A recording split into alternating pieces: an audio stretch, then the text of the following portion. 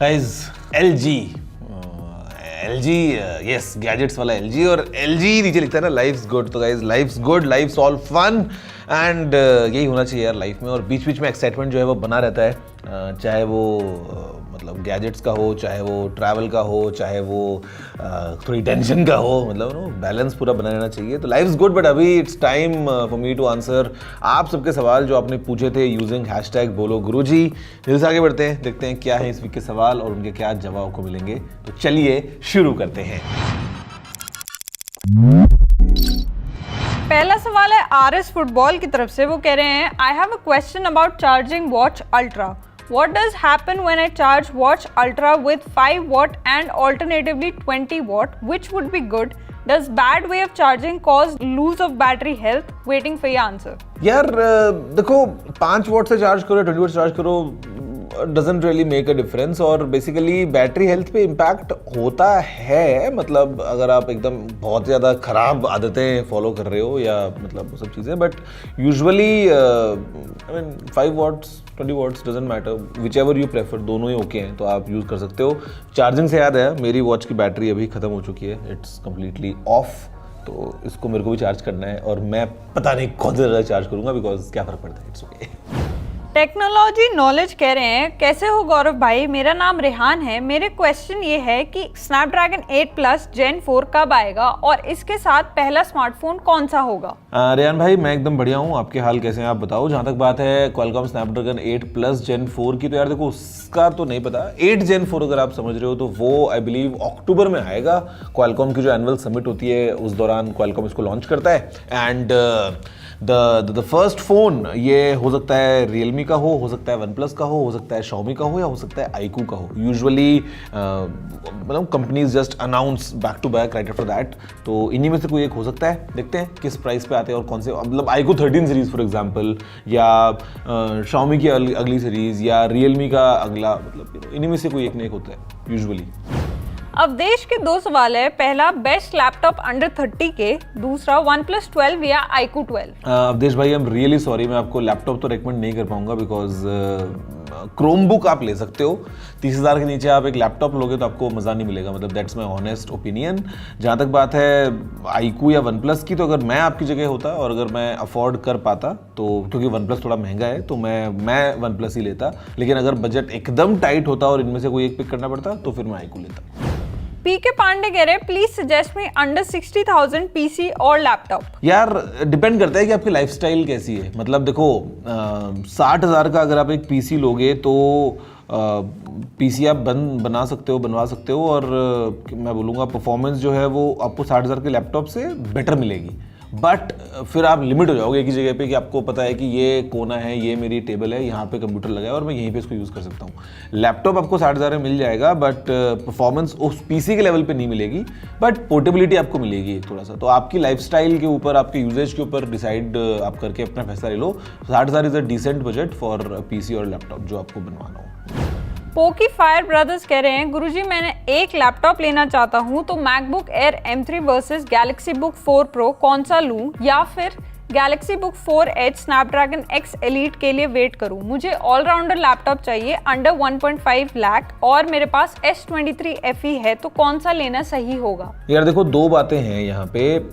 अगर आप एक ऑलराउंडर लैपटॉप की बात कर रहे हो तो मैं उसमें गेमिंग भी इंक्लूड करूँगा एंड ऑनेस्टली स्पीकिंग आपकी जो गैलेक्सी बुक 4 आपने बताई है या मैकबुक आपने बताई है, दोनों में ही आप वो गेमिंग वाला जो एक्सट्रीम वाला मतलब अल्टीमेट परफॉर्मेंस होती है वो आप अचीव नहीं कर सकते हो। These are thin and light laptops usually.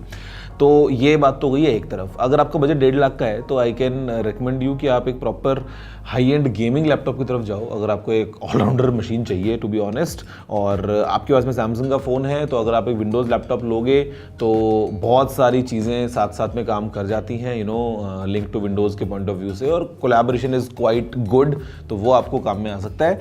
Second option is कि अगर आपको लगता है कि आप थोड़ा बहुत जो है वो मैनेज कर सकते हो, मतलब इन टर्म्स ऑफ कोई दिक्कत नहीं है गेमिंग की भी ऐसा, तो 1.5 लाख के बजट में मैं आपको रेकमेंड करूँगा थोड़ा सा पैसा और ऐड कर लो। और आपको अभी एजुकेशन ऑफर वगैरह भी चल रहा है तो एप्पल का मैकबुक प्रो ले सकते हो आप, वो भी एक बहुत अच्छा आपको ऑप्शन देगा।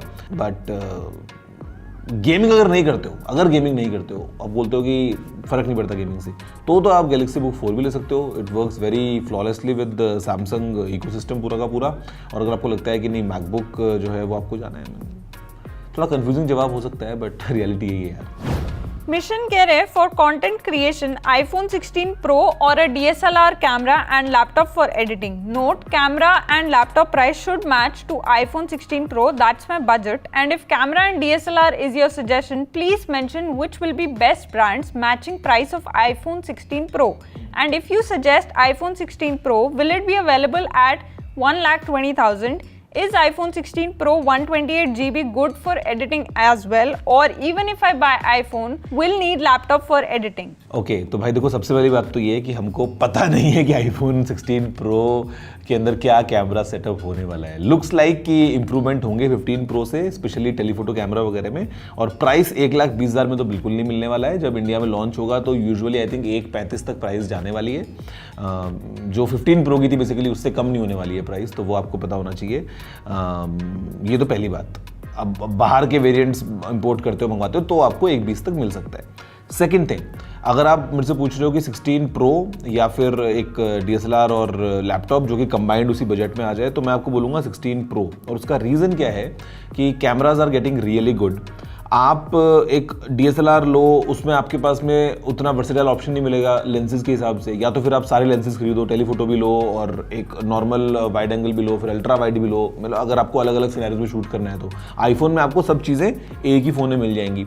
दूसरी बात, फिर आपको एक लैपटॉप लेना पड़ेगा और एक बल्कि सामान है मतलब पूरा। आईफोन में आपको एडवांटेज क्या मिलता है ना, कैमरा बहुत अच्छा है। आपको केवल थोड़ी बहुत अपनी लाइटिंग देखनी है। अगर आप लाइटिंग अच्छी कर सकते हो, जो कि बहुत अफोर्डेबिलिटी के साथ में आप कर पाओगे, तो आपको ओवरऑल उस सेटअप में वीडियो क्वालिटी आईफोन की भी बहुत अच्छी मिल जाती है। तो आईफोन आप ले लो। एडिटिंग की जहाँ तक बात है, आईफोन में लोग कर सकते हो, थोड़ा सा मुश्किल पड़ता है क्योंकि थोड़ा स्क्रीन छोटा होता है, बट ऐप्स वगैरह बहुत अच्छी होती है iOS के अंदर और आप अच्छी एडिटिंग कर सकते हो।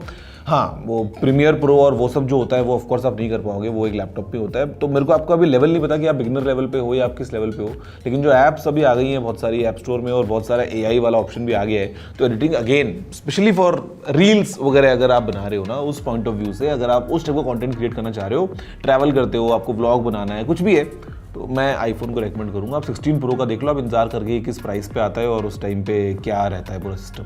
अगर लगता है कि यार ज़्यादा चेंजेस नहीं है तो 15 Pro ले लेना, मतलब।